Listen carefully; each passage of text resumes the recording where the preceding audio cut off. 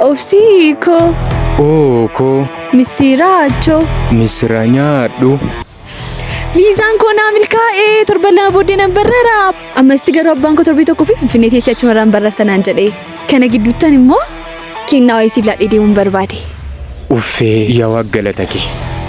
Akkati biyya sana nagaannaa deemtee hojii kee hojjetattee milkooftee dhuftu waaqayyo korraa abdii guutuun qaba. Milkooftee dhufta. Garuu kennaa natti naa kennuu yaadde moo maal dharee?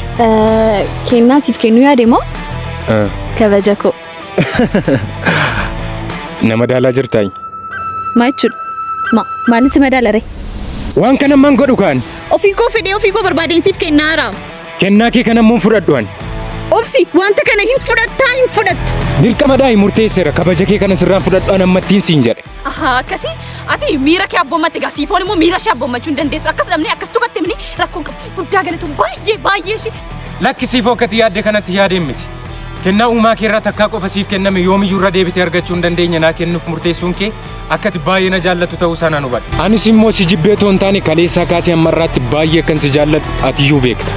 Garuu immoo akkuma jiraachuun jiru du'uun jira. Haalli tokko yoo sirraa adda na baase yookiin nama biraa fuudhe yookiin ati immoo nama biraatti heerumte yoo har'a waan kana raawwanne bor akka tabbaa manaa kee jala ciiste na yaadduun barbaadu sii galee.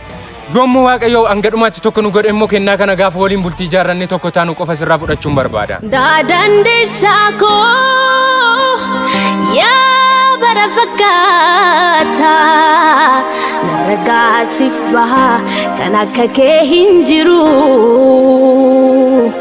obsaa koo beekaa koo.